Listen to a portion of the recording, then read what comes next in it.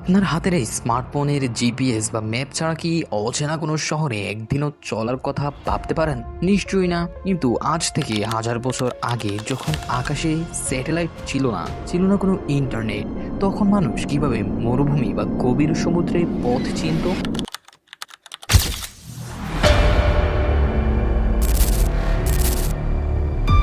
তখন দিক নির্ণয় আর নক্ষত্রের অবস্থান জানার জন্য এমন এক অত্যাধুনিক যন্ত্র ব্যবহার করা হতো যাকে বলা যায় প্রাচীন পৃথিবীর পকেট কম্পিউটার। আর সবচেয়ে চমকপ্রদ তথ্য হলো এই জটিল যন্ত্রটিকে যিনি নিখুঁত শিল্পের রূপ দিয়েছিলেন তিনি কোনো পুরুষ বিজ্ঞানী ছিলেন না, তিনি ছিলেন দশম শতাব্দীর একজন অসাধারণ মুসলিম নারী। তার নাম মরিয়ম আল ইজলিয়া।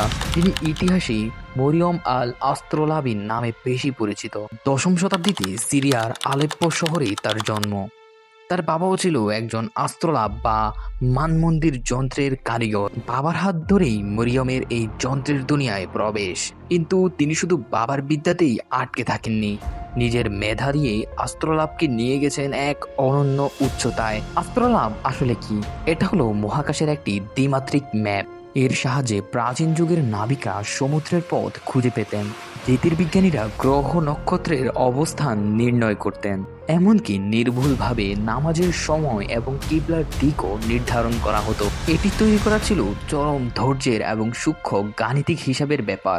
একটু এদিক সেদিক হলেই পুরো হিসাব ভুল হয়ে যেত।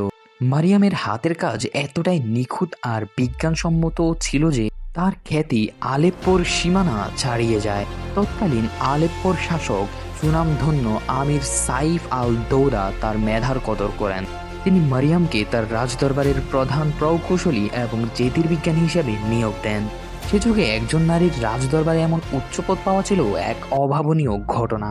তিনি প্রমাণ করেছিলেন মেধা আর একাগ্রতা থাকলে কোনো বাধাই কাউকে আটকে রাখতে পারে না। মারিয়ামের তৈরি সেই অস্ত্রলাভগুলোই আধুনিক যুগের ক্যাম্পাস, জিপিএস এবং মহাকাশ গবেষণার প্রাথমিক ভিত্তি তৈরি করে দিয়েছিল। আজ আমরা যখন মঙ্গল গ্রহে মহাকাশযান পাঠাই কিংবা স্যাটেলাইটের মাধ্যমে মুহূর্তের মধ্যে পৃথিবীর অন্য প্রান্তের খবর পাই, তার পেছনে লুকিয়ে আছে হাজার বছর আগের সেই সিরীয় নারীর গাণিতিক মস্তিষ্ক। ইতিহাসের পাতা থেকে সেই মহান বিজ্ঞানীর নাম হয়তো অনেকেই মুছে ফেলতে চেয়েছিল, কিন্তু মহাকাশ তাকে ভোলেনি। 1990 সালে আবিষ্কৃত প্রধান বেল্টের একটি গ্রহাণুর নামকরণ করা হয় 7060 আল ইজলিয়া। ঠিকই ধরেছেন, আমাদের মরিয়ম আল আস্ত্রলবির সম্মানে। পরবর্তীবার যখন আপনি রাতের আকাশের দিকে তাকাবেন, মনে রাখবেন এই তারাদের মাঝেই কোথাও লুকিয়ে আছে আমাদের এই ইতিহাসের এক হারিয়ে যাওয়া উজ্জ্বল নক্ষত্রের নাম।